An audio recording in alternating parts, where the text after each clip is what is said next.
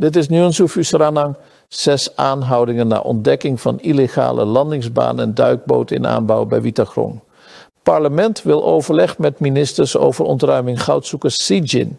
Operatie Clean Sweep, gestart 40 kampen afgebroken in Royal Hill Redi-Bergi gebied. Er was kortstondig verzet bij aanvang. Simons heeft geen spijt van samenwerking met ABOP. NPS-fractielid Atom Pai vraagt om opheldering over salarissen binnen rechterlijke macht. Chan Santokhi moet in staat van beschuldiging worden gesteld, aldus Gentle. Unieke spoedmedische ingreep in het academisch ziekenhuis Paramaribo bij aortaletsel met zeldzame overleving na aanrijding. Minister Huur ontvangt tussentijds quickscan. Girdari-president moet acties ondernemen tegen goudsmokkel. President Simons zegt: ik heb niemand dingen beloofd. Suriname zakt naar 96e plaats op corruptieranglijst met magere 38 punten. Contactcare opent eigen pand en investeert in Suriname. Nieuwe raad van commissarissen Centrale Bank per 15 februari. Mizikaba vertelt niet de waarheid over schulden bij PAHO, zegt Ramadin. Parlementaire discussie over hervorming en rechterlijke macht behoorlijk afgezwakt. VHP-assembleelid Jarban Han eist opheldering over verlaging goudroyalty. Op donderdag 12 februari heeft een speciale operatie in West-Suriname een illegale landingsbaan en een in aanbouw zijnde duikboot ontdekt. De in aanbouw zijnde duikboot zou naar schatting, gezien de grootte, meer dan 10.000 kilogram drugs kunnen vervoeren. Bij de landingsbaan werden kampen, diesel, wapens, munitie, contant geld en voertuigen gevonden. 3 Colombianen en 3 Surinamers zijn aangehouden. Enkele gewapende Colombianen wisten te ontsnappen. Het JIT blijft werken aan de bestrijding van criminaliteit. De regering vraagt goudzoekers het concessiegebied van Zijin Rosabel Gold Mines voor vrijdag 13 februari te verlaten. Minister Harish Monorat van Justitie en Politie zei in het parlement dat de regering om de veiligheid in het gebied te garanderen een clean sweep heeft voorbereid. Er wordt wel overleg gevoerd met de goudzoekers. Wat betreft de opmerkingen die zijn gemaakt en de zorgpunten van de Nationale Assemblée, kan ik het volgende aan u voorhouden. Gelet op het feit wel dat het ministerie van Justitie en Politie enkel belast is voor het gedeelte van de binnenlandse veiligheid. Er is een delfstoffenovereenkomst en daaruit vloeit voort belangrijke verplichtingen seitens de staat. De overeenkomsten die zijn gemaakt vanuit de zijde van de staat is onder andere om ervoor te zorgen voor de veiligheid van de mensen in het gebied, maar ook de veiligheid van het bedrijf. Zijin draagt onder andere bij aan 300 miljoen $300 miljoen aan belastinggelden en is op dit moment reeds 3 weken stil. Wij zijn geconfronteerd geworden met een ernstige onveilige situatie 3 weken geleden, waarin een mensenleven te betreuren valt. Aansluitend is er hier mededeling gedaan door mijn collega van NH dat de regering een on-site visit heeft gedaan. De ministers van NH, Justitie en Politie, Defensie en Regionale Ontwikkeling zijn daar naartoe getoogd en de situatie is onder ogen genomen en er zijn een aantal zaken daaruit voortgevloeid. Belangrijk is te vermelden, heer voorzitter, dat het voor de regering belangrijk is dat de veiligheid van iedereen gegarandeerd wordt. Wij hebben echter hier gezien dat het parlement een ander standpunt heeft over een aantal zaken. En ik ga dan wel vragen via u, heer voorzitter, wat dan het standpunt is van het parlement op dit vraagstuk. De regering heeft gemeend om voor de veiligheid voor te stellen een clean sweep. En dat is voorbereid. En het is niet voorbereid in hals over kop. Maar er zijn heel wat actoren en trajecten meegenomen en betrokken erin. De mensen worden sinds eergisteren geconfiskeerd. Ze worden eveneens geregistreerd om te kijken op welke wijze ze elders misschien kunnen worden ondergebracht. Maar er is ook een strafrechtelijk onderzoek dat nog steeds voortgaat. Om de vraag te beantwoorden waarom wel en waarom niet. Er is onder elke regering, onder elk termijn, is er wel eens een clean sweep geweest. En zijn mensen verwijderd geworden van goudvelden waar ze niet moesten zijn of waar hun veiligheid niet gegarandeerd kan worden. U kunt zich nog herinneren, enkele jaren geleden, toen die put is ingestort en tientallen mensenlevens te betreuren waren, omdat de veiligheid van de goudzoekers aldaar niet gegarandeerd kan worden door dezelfde regering. In dit geval hebben we de mensen gehoord, ze worden geconsulteerd, ze worden gemeld, ze worden aangezegd en ze worden geregistreerd. Voor zover het parlement een ander standpunt heeft, dan zullen wij dat vernemen. Maar de Delfstoffen-overeenkomst en de uitvoering daarvan, daar is de regering wel voor aansprakelijk. En ook de productie, et cetera, dat daaruit moet voortvloeien. En wij hebben gemeend, want ik hoorde de veiligheid van de mensen al daar en dat dingen kunnen escaleren. De regering is er nimmer om zaken te laten escaleren. En ook niet het ministerie van Justitie en Politie. Voor wat betreft het uitvoeren van opdrachten, de minister van Justitie en Politie zal te alle tijden de opdrachten die zijn bedoeld voor de veiligheid van het gebied, te alle tijden uitvoeren. Zodat en de burger en de goudzoeker, maar ook het bedrijf, veilig kan zijn. Als mensen moeten voorzien in hun levensonderhoud, moet dat ook in een veilige environment gebeuren. En zoals dat nu gebeurt, is het ook onveilig. De mensen komen de put binnen, die put is bijna 300 meter diep. Ze kunnen vallen, ze kunnen verongelukt raken, die machines zijn groot. Ze lopen precies naast die machines. Indachtig het feit dat elke burger recht heeft op ook veilig werk, zijn dit onder andere zaken die mee moeten worden genomen. Dus ik ben het parlement erkentelijk voor de vragen die zijn gesteld. Maar als het parlement een ander standpunt heeft, dan verneem ik dat graag. Het uitgangspunt van de regering is de veiligheid en de afspraken die we hebben lopen met Sitjen. Dank u wel, heer voorzitter. Op zaterdag 14 februari 2026 is een gezamenlijke eenheid van politie en leger in Suriname begonnen met operatie Clean Sweep.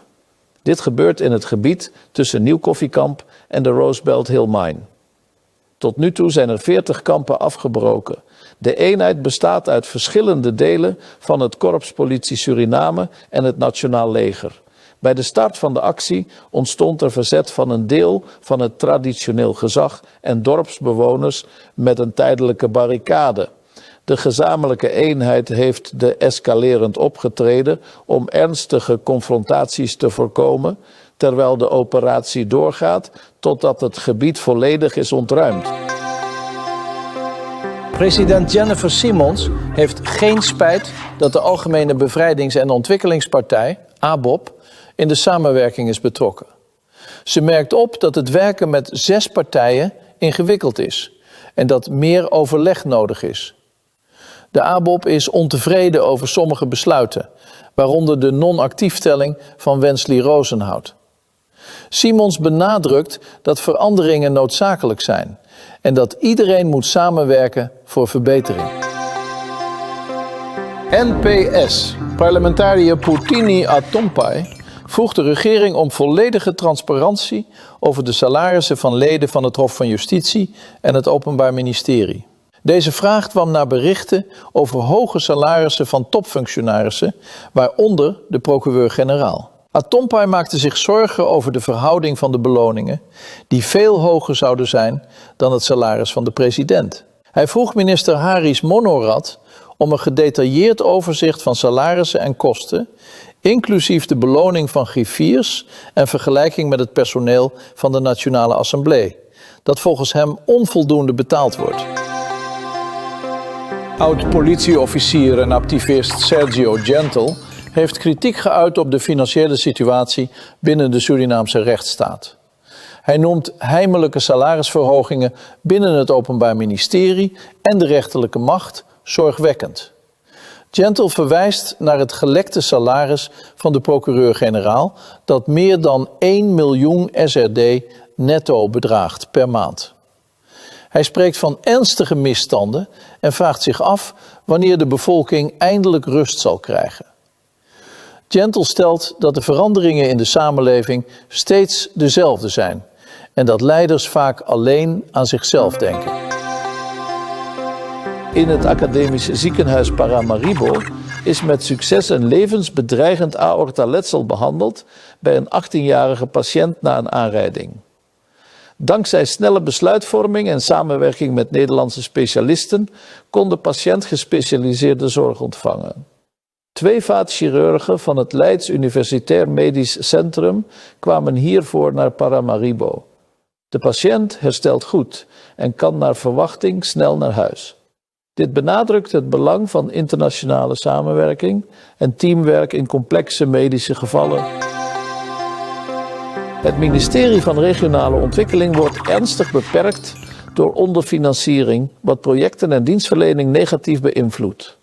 De Quickscan bevond dat huisvesting, achterstallige betalingen en bureaucratische procedures grote problemen zijn. Het team adviseert om achterstanden weg te werken en administratieve processen te digitaliseren. Het onderzoek gaat verder in andere afdelingen. Swami Girdhari, secretaris van de Vereniging van Economisten in Suriname, is kritisch over de aanpak van president Jennifer Simons tegen goudsmokkel. Hij stelt dat de overheid de verantwoordelijkheid moet nemen en dat het verlagen van royalties in de goudsector niet acceptabel is, gezien het grote geldbedrag dat daar omgaat. President Jennifer Simons maakt zich geen zorgen over de kritiek op de trage oplossingen voor de problemen in Suriname. Tijdens haar verkiezingscampagne heeft ze geen belofte gedaan, maar aangegeven dat het moeilijk en tijdrovend zou zijn en dat iedereen moest meewerken. We gaan beginnen met wat we het volk willen beloven.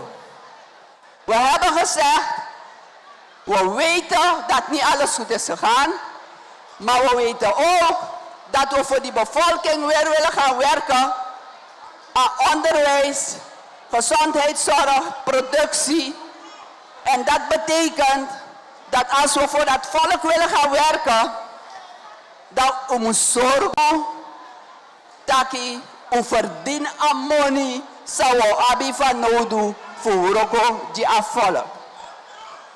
Wat kunnen we u daarom beloven? We hebben gezegd, we organiseren Kondre Morobo. We hebben gezegd, we gaan beter aan die bevolking vertellen wat we doen. En belangrijk wat we hebben gezegd, ono fufura money van Kondre. Dat hebben we gezegd. We gaan het geld van het land niet stelen. We gaan het gebruiken voor onderwijs en gezondheidszorg. Dat is de belofte. We gaan eerlijk regeren, eerlijk werken, hard werken. Maar er zijn ook een paar dingen. Zou Luko de afgelopen weken. Zou ik aan beloven wel. Alle kinderen moeten eten. En alle kinderen moeten naar school. Dat wil zeggen, hoe de bezig kaba voor begin start asandisi, zo gauw u ons regeermacht geeft. Alle kinderen moeten eten en alle kinderen moeten naar school. Want als je je kinderen geen eten, geen onderwijs en geen opvoeding geeft, dat je kan tapakonderen, want dan gaat je land naar de verdoemenis. En dat is nu aan de gang. Critici zoals jurist Jennifer van Dijk-Silos zijn teleurgesteld in haar aanpak. Simons zegt dat er al enige vooruitgang is geboekt, zoals meer belastinginkomsten en herstel van verdwenen staatsmiddelen. Ze benadrukt dat het moeilijk is om jarenlange verwaarlozing in een korte tijd op te lossen en dat ze werkt aan verbeteringen voor 2026. Eind deze maand komt er een pakket van maatregelen om de koopkracht van burgers te verbeteren. Suriname is in 2025 verder gedaald op de internationale corruptieranglijst met 38 van de 100 punten, goed voor de 96e plaats van 182 landen. In 2024 stond Suriname nog 2 posities hoger. De Corruption Perceptions Index, CPI, meet corruptie in de publieke sector, waarbij 0 zeer corrupt en 100 zeer integer is. De daling in punten is een voortzetting van een langere trend met een dieptepunt van 38 punten in 2020 en een tijdelijke verbetering naar 40 punten in 2024. In de regio presteert Guyana beter, terwijl Brazilië met 35 punten onder Suriname blijft. Corruptie blijft wereldwijd een probleem met een dalend wereldgemiddelde en groeiende onvrede onder burgers over gebrekkige verantwoording. Contactcare is verhuisd naar Dr. J.F. Nasilaan 12 in Paramaribo met ruimte voor 110 werkplekken. Het bedrijf wil zijn groei en bijdrage aan de Surinaamse economie laten zien. Het richt zich op maatschappelijke impact en duurzaamheid. Contactcare biedt klantenservice en versterkt de arbeidsmarkt in Suriname als internationale dienstverleningshub. De Raad van Commissarissen van de Centrale Bank van Suriname wordt op 15 februari vervangen. De huidige raad blijft nog enkele dagen in functie. Een officiële aankondiging van de regering of de bank wordt verwacht. De nieuwe raad bestaat uit Gersi, Silvano Chong Ahin, Saskia Walden, D. Ramadin, R. Raveles en R. Kirpal. De vervanging wijkt af van de wettelijke termijn om de onafhankelijkheid van commissarissen te waarborgen. De nieuwe samenstelling markeert een nieuwe fase voor de monetaire autoriteit. Voormalig minister Amar Ramadin beschuldigt minister André Mizikaba van het verspreiden van onwaarheden over Surinames schulden bij PAHO. En ik wil een aantal zaken gelijk ontkrachten, omdat kijk, het is niet te stijl dat we als gezagsdragers of beleidsmakers zaken in een hapsnap verhaal presenteren, zeker niet aan het hoogste college van staat in het parlement. Er is een uitspraak gedaan, onder andere door de minister, maar ook door de fractieleider, meneer Parmisser, dat er grote schulden zijn achtergelaten. Met name wordt er gerefereerd naar een schuld van $600.000 bij de PAHO. Ik denk dat iedereen wel weet dat een creditline geen schuld is. Als je tegen je creditline natuurlijk aanzet, dan moet je uiteraard je moet betalen. Dat is een ongoing proces. We zijn dit al 20, 30 jaar gewend. De PAHO heeft, wij zijn lidland van de PAHO. En de PAHO heeft een aantal fondsen, revolving fund, maar ook het strategisch fonds voor de aankoop van medicijnen in bulk en met name voor vaccins. Laat me duidelijk stellen dat de minister niet precies aangeeft welk fonds, et cetera. Maar goed, wij gaan ervan uit, mijn achtergrond, dat het revolving fund moet zijn, waar er inderdaad een schuld, zeg maar een maximale creditline is van $600.000. Dat is bij de overdracht van het beleid aan de huidige minister in het overdrachtsdocument gepresenteerd. En waar eigenlijk mijn klomp breekt, is namelijk dat wij op 20 maart 2025 nog een schrijven gestuurd hebben naar de PAHO, waar de oplossing die is bereikt met de PAHO ter inlopen van zeg maar de schulden van de $600.000 reeds bereikt was op 20 maart 2025. En precies daar start die misleiding. U weet, ik heb het vaker gezegd, de minister misleidt, de minister spreekt niet de waarheid of vertelt niet altijd de waarheid of niet het volledige verhaal. En dit is precies waar die misleiding begint. Want op 20 maart 2025 hebben wij het schrijven gestuurd naar de PAHO, namelijk het hoofd van het revolving fund. En we hebben aan het hoofd van de revolving fund meegedeeld dat wij maandelijks $50.000 zullen inlopen. En dat zou in een aantal maanden dus de schuld moeten verlichten. Dit hebben wij gedaan na afstemming met het ministerie van Financiën. En op basis van de begrotingsruimte die wij hadden op het ministerie, bij het ministerie van Volksgezondheid in de begroting. Dus dat de minister nu kon vertellen in het parlement dat hij ervoor gezorgd heeft dat wij vorige maand de schuld hebben ingelopen, et cetera.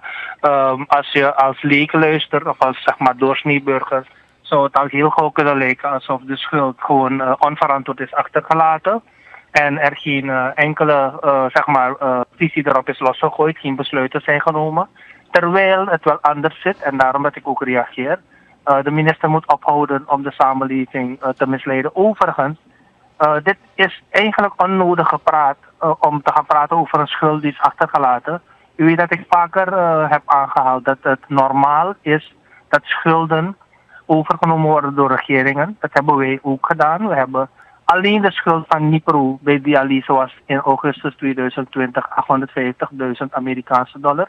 We hebben het ook betaald. Ik heb het ook steeds weer genoemd. Maar je moet oplossingen brengen, want er waren 800 levens die daar direct zeg maar in gevaar kwamen als we het niet hadden betaald. Ramadin zegt dat de vorige regering begon met het inlossen van de schuld van $600.000. Mizikaba's bewering dat schulden de aankoop van bestrijdingsmiddelen bemoeilijken is ook onjuist, stelt Ramadin. Minister Raymond Landveld van Transport, Communicatie en Toerisme heeft gereageerd op de kritiek op benoemingen in de raden van commissarissen van staatsbedrijven. Hij legde uit dat de politieke partijen in de coalitie invloed hebben op wie zij voordragen voor deze posities. In het kader van de raden van commissarissen, met name bij de staatsbedrijven die met TCT werken, dan ben ik de uitvoerder. De sollicitatieprocedure is iets dat loopt via het politieke proces. En we hebben de cv's van de mensen gezien. En op basis daarvan worden dan besluiten genomen. En dan worden de raden benoemd. Ik heb u aangegeven dat vanuit het hoogste niveau in eerdere interviews, dat er een trend is gezet. Maar dat met die trend ook rekening wordt gehouden met de politieke cultuur. En dat is wat we nu hebben, dat we niet van het precies 100% zijn gegaan. Dus de politici die de coalitie vormen, die hebben ook inbreng om in de raden van commissarissen te gaan. Dat is de werkelijkheid in Suriname nog steeds vandaag. De sollicitatieprocedure loopt via het politieke proces en beslissingen worden genomen op basis van cv's. Recent was er kritiek op de benoeming van NDP'er Stefano Biervliet in de RVC van de Maritieme Autoriteit. President Jennifer Siemens ontkende dat er sprake is van Friends and Family benamingen, maar bevestigde dat politieke partijen leden voorstellen. Rosita Leeflang wordt de nieuwe directeur van de Surinaamse televisiestichting STVS, ter opvolging van Raoul Abisoina. Abisoina zegt dat een vertrek bij een politieke functie normaal is. Leeflang is een ervaren specialist in media en communicatie, met een achtergrond in journalistiek en mediaproductie. Ze heeft haar eigen mediabedrijf en is betrokken bij culturele projecten. Daarnaast heeft ze een academische achtergrond in geschiedenis en erfgoedstudies. De parlementaire discussies over de hervormingen bij de rechterlijke macht zijn verzwakt tot politieke conflicten, zegt Hugo Fernandez Mendes. Hij pleit voor een integrale herziening van de grondwet in plaats van een partieel afscheid. NDP-parlementariër Ebu Jones heeft in de Nationale Assemblée aandacht gevraagd voor de problemen bij de veerverbinding Kanawaima tussen Suriname en Guyana. Hij benadrukte dat passagiers stranden en dat er geen goede organisatie is. Voorzitter, ik wil toch wel een dringende beroep doen aan die overheid en aandacht vragen van de overheid. En een serieuze aandacht met betrekking tot Kanawaima, voorzitter. Want wat er nu daar gebeurt is onkan. Er zijn passagiers die daar stranden. Er zijn zaken die daar gebeuren die gewoon niet kunnen. Het kan niet zo zijn dat wij gefocust zijn op toerisme en we niet eens een simpele veerboot op een bepaalde manier kunnen ordenen. En ik weet dat het niet ligt aan deze regering, want Usap Abrokopanasi, voorzitter, sang a vorige regering Libabaka, maar kozorgu takasan seti, want aboto san drapen nou een karkas. Die vorige regering heeft geen enkel investering eraan gepleegd. Mek asande nou. En de regering die is dangaan na weer. Dus ik vraag serieus aandacht. De MV Kanawaima is tijdelijk uit de vaart wegens noodzakelijke reparaties, waardoor het verkeer tussen de landen is stilgelegd. NDP-parlementariër Ingrid Bink heeft haar afkeuring geuit over de langdurige staking van ambtenaren bij het ministerie van Regionale Ontwikkeling. Deze staking, die meer dan 4,5 maand duurt, belemmert de districtscommissarissen. Voorzitter, ik wil een verduidelijking van de regering, van de minister van RO.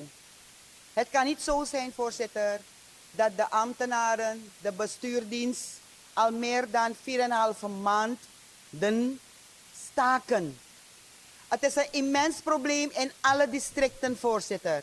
De DC kan niet adequaat functioneren. Ik vraag de regering, de minister van RO, om duidelijkheid hieraan of extra aandacht te geven hieraan. En we willen zeker een duurzame oplossing hiervoor. Voorzitter, laten wij het echt licht zien in die tunnel. Niet een licht van een rijdende trein die ons doodbotst, maar een licht voor welvaart en ontwikkeling. De Algemene Bond van Personeel heeft concrete actie gevraagd vanwege onvrede over bevorderingen en vergoedingen. VHP-assembleelid Amarani Yarbandan heeft president Jennifer Siemens op de hoogte gesteld van de wijziging van het besluit royalty voor goud en bouwmaterialen. Ze vraagt in een brief om duidelijkheid over de verlaging van de royalties van 5,5 naar 4,5%, die bedoeld is om goudsmokkel tegen te gaan. Deze verlaging is bekritiseerd door Yarbandan en de Vereniging van Economisten in Suriname, VES. Die stellen dat het de smokkel beloont. De brief die ik heb gestuurd gaat erom dat recent de president via een radioprogramma bekend heeft gemaakt dat het besluit royalty ter zake goud en exploitatie van bouwmaterialen is gewijzigd van 5,5 naar 4,5%. Met als reden de goudsmokkel te voorkomen. Dat op deze mededeling van de president de Vereniging van Economisten in Suriname met verbazing en afkeuring heeft gereageerd en dit ziet als het belonen van goudsmokkel. En dat volgens de VES goudsmokkel wettelijk een criminele daad is die de samenleving schaadt en ondernemers zich hieraan schuldig maken, eigenlijk horen te worden opgepakt en niet tegemoet gekomen. Dat de goudsmokkel een economisch delict is dat streng moet worden bestreden. Dat de internationale goudprijs inmiddels meer dan 2 keer zo hoog ligt als enkele jaren geleden en momenteel boven de $155.000 per kilo uitkomt, terwijl de productiekosten nauwelijks zijn gestegen en er dus woekerwinsten worden gemaakt. Dat in het financieel jaarplan 2026 van de regering op pagina 65 vermeld staat dat uitgaande van de afdrachten van de royalties afkomstig van de kleinschalige goudsector in het eerste halfjaar van 2025 een dalende trend is geconstateerd in vergelijking met dezelfde periode in 2024 en ondanks dit de stijging van de goudprijs tot het hoogste niveau zich niet vertaalt in hogere staatsinkomsten en dat de controlemechanismen grote tekortkomingen vertonen. Vandaar dat de volgende vragen zijn gesteld aan de president door mij. Vraag 1. Is de president het eens met de Vereniging van Economisten in Suriname dat goudsmokkel een criminele daad is en conform de wet gestraft dient te worden? En ook of de president het eens is met de VES dat ze bezig is met het belonen van ondeugd.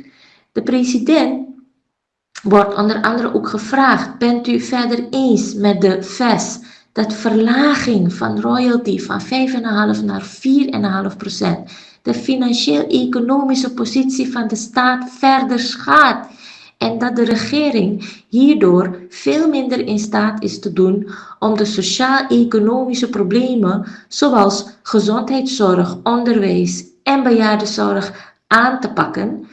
En kan de president mij mededelen wat haar beleid wordt indien gaandeweg blijkt dat ondanks de verlaging van de royalty van 5,5 naar 4,5% het niet de gewenste resultaat heeft opgeleverd voor de staatsinkomsten? Gaat dan een verdere verlaging van de royalty plaatsvinden van 4,5 naar 2,5%? Of gaat de goudsmokkelroute eindelijk aangepakt worden? Welke maatregelen overweegt de president te treffen om de goudsmokkel een halt toe te roepen, zoals aangegeven in het financieel jaarplan 2026, met betrekking tot het invoeren en versterken van controlemechanismen? Anders is het dweilen met de kraan open. En kan ik geïnformeerd worden welke andere belangrijke goudsmokkelroutes er zijn, behalve Guyana, Frans-Guyana en Brazilië? Daarover gaat de brief. Yarbandan vraagt naar de financiële gevolgen en naar plannen om controle te verbeteren. Ook wil ze weten wat er gebeurt als de verlaging niet werkt. Jurist en oud-minister Jennifer van Dijk-Silos is teleurgesteld over de prestaties van president Jennifer Simons en haar regering. Ze vraagt zich af hoe ouders voor hun kinderen kunnen zorgen als de economie niet duidelijk wordt verbeterd. Van Dijk-Silos is kritisch over het verlagen van royalties op goudexport en het handhaven van een kwetsbare coalitie waar leden geen verplichte verklaringen van inkomen hebben ingediend. Ze wijst op stijgende kosten voor elektriciteit en water voor burgers. Tevens vraagt ze zich af of er werkelijk veranderingen zijn in het benoemingsbeleid en benadrukt dat ze geen stem voor de oppositie wil zijn. VHP-parlementslid Kishan Ramsukul bekritiseert de plannen voor een nationale hoge raad in Suriname. Hij ziet de noodzaak voor modernisering van de rechterlijke macht, maar vreest dat de huidige aanpak het rechtsbestel kan schaden. Suriname heeft als enige land in de CARICOM-regio geen derde rechtsinstantie, wat belangrijk is voor consistente rechtszaken. De beperkte capaciteiten zijn een groot probleem, aangezien er voor een Hoge Raad ongeveer 60 rechters nodig zijn, terwijl er maar 30 tot 35 beschikbaar zijn. Ramsukul stelt voor om aan te sluiten bij de Caribbean Court of Justice, CCJ, als derde instantie met een speciale Suriname Chamber voor specifieke kennis van Surinaams recht. Hij benadrukt dat een eigen Hoge Raad niet haalbaar is zonder de kwaliteit van het Hof van Justitie in gevaar te brengen. Advocaat Hugo Esset is kritisch over de voorgestelde wetswijzigingen voor de rechterlijke macht. Hij vindt dat de focus op een derde rechtsinstantie een afleidingsmanoeuvre is en denkt niet dat deze in deze regeertermijn komt. Esset gelooft dat de indieners zich richten op het verkrijgen van grondwettelijk mandaat om de procureur-generaal aan de regering te koppelen, wat de onafhankelijkheid van het Openbaar Ministerie kan bedreigen. Hij waardeert het optreden van ABOP-fractieleider Ronnie Brunswijk, die volgens hem de poging tot machtsovername heeft blootgelegd.